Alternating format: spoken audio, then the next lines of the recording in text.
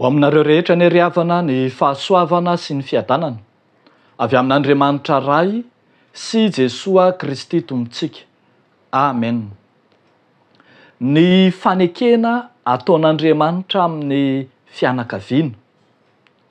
Ny fanekena ataon'Andriamanitra amin'ny fianakaviana. Zany no asongadiny mofinainantsika anio ao amin'ny bokin'ny Jeremia mpaminany toko 130 ny andininy voalohany hatramin'ny andininy fahaenina. Vakitsika amin'ny anaran'ny Tompo manao hoe: ary amin'izany andro zany ho Jehova dia ho Andriamanitry ny isam-pianakaviany ny Israely aho, ary izy oloko.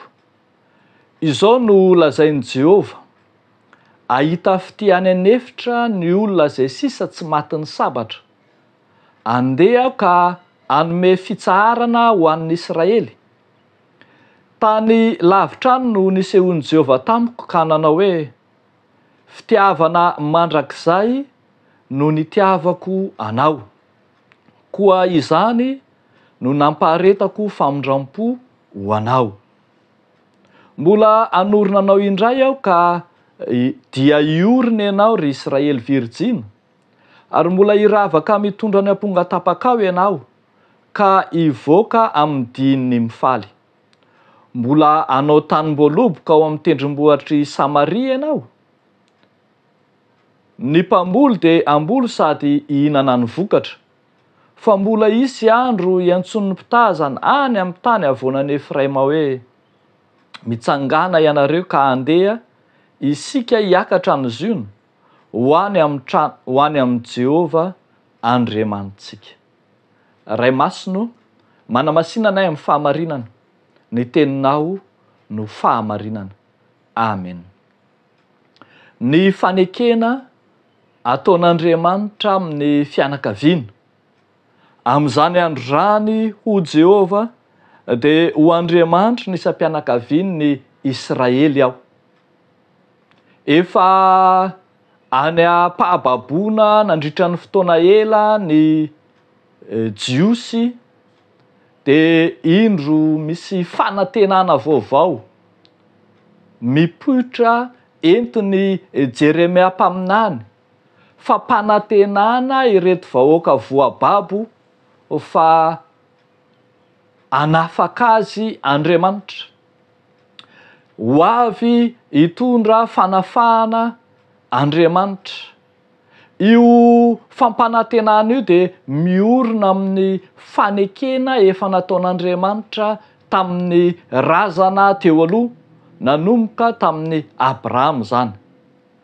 Tsara manko ny mariantsika fa ao amin'ny soratra masina dia mifamatotra mandrakariva ny tantaran'ny fanekena sy ny ankohonana na ny fianakaviana.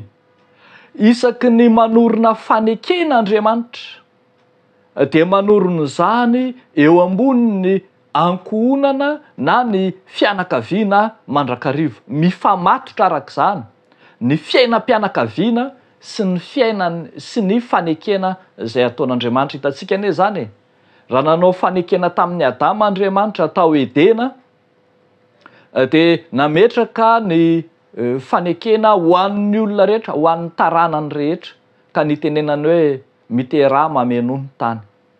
Raha nanao fanekena tamin'ny Noa Andriamanitra dia nanorina izany ho an'ny Noa valo-mianaka sy izay taranany rehetra. Ary tamin'ny Abrahama dia fantatsika tsara fa nanorina ny fanekena tamin'ny Abrahama Andriamanitra dia niteny fa jereo ny kintana eny amin'ny lanitra sy ny fasika eny amin'ny ranomasina, fa tahaka an'ireny ny habetsaky ny taranakao. Tsy afa-misaraka ny faneken'Andriamanitra sy ny taranaka. Ny fanekena dia ho anao sy ny zanakao mba mizafinao hatramin'ny taranaka faramandimby.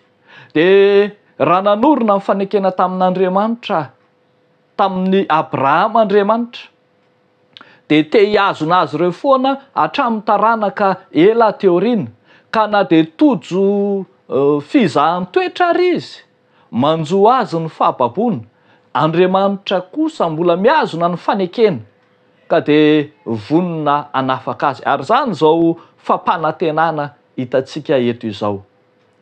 Asehon'Andriamanitra fa tsy ravan'ny lay fahababona tany Babilôna ny faneken'izy Andriamanitra.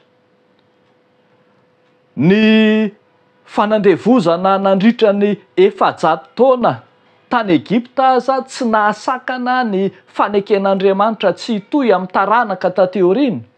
Maika fa ny fahababona 70 taona dia ho voadingana zany ka dia hijery hatrany ireo taranaka Andriamanitra. Eto fampanantenana fitahiana, fahasoavana, eny hiroborobon'ny toe-karena mihitsy aza no ambara eto amin'izao soratra masina izao. Ary tsy hoe any amin'ny testameta taloha ihany no ahitantsika zany fifamatorany fanekena sy ny fiainan'ny ankonan'izany, fa mitohy hatraty amin'ny testameta vaovao ka mahatonga antsika miteny, nahatonga ny soratra masina miteny fa minoan' Jesosy Tompo dia ho vonjena ianao sy ny ankonanao. Ry havako malala ao amin'ny Tompo, mifamatotra ny fanekena izay nataon'Andriamanitra amin'ny zanakao sy ny zafinao sy izay taranakao. Adiditsika ray aman-dreny no manao izay iorenan'ny fanekena izay efa nataontsika tamin'Andriamanitra amin'ireo taranaka mifandimby. Tsy malalaka ho an'ny taranantsika ny safidy hifidy izay Andriamanitra hofidiny, ho tompony, fa miankina amin'ny fanekena izay efa nataontsika. Tena manana didy isika ry havako ampita amin'ny taranaka mifandimby ny faneken'Andriamanitra. Indray manko misy sokajin'olona heverina fa diso toerana ihany ny fanazavana hoe ka zany tsy sitrapoko ny ho lasa kristianina satria toa tsy nera tamiko ny anaovana batisa ahy tamin'ny mbola kely.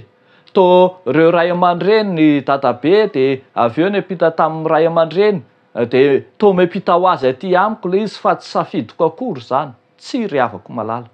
Ambara fa ny teny fikasana dia ny hamonjen'Andriamanitra ny ankonana ray manontolo, ny fianakaviana ray manontolo ho anao sy ny zanakao sy ny zafinao hatramin'ny taranaka mifandimby.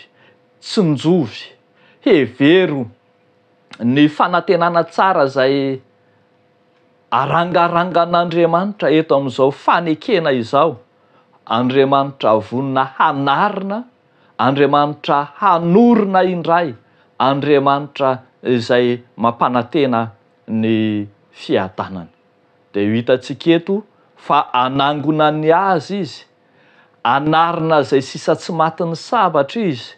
Eny, fitiavana no voatahiry ao aminy ka ilay fitiavana efa niorina tamin'ny Abrahama, miorina tamin'ny andron'ny Mosesy, miorina tamin'ny andron'ny fahababona, ary mbola miorina mandraka ankehitriny.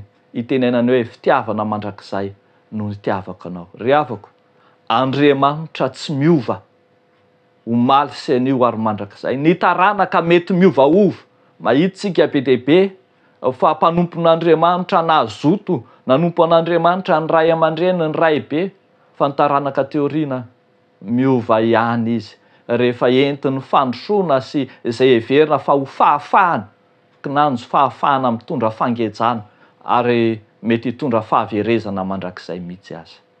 Anio ary aoreno amin'ny faneken'Andriamanitra ny ankonanao, ny fianakavianao, ny taranakao, dia ho hitanao ny fiadanana mpanantenan'ny Tompo.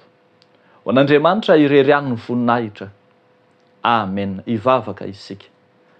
Tompo, misaotra sy mideranao zahay ny amin'ny fahasoavana sy ny fitahianao izay namangy anay, ka manome anay Tompo ny famindramponao ao amin'i Jesosy Kristy, ilay fanekena ty anay sy ny taranakay. Eny, ny fianakavianay rehetra ny ankohonanay. Andriamanitra tia anay loatra ianao ka tsy fonao zahay ny hisy very na dia iray aza.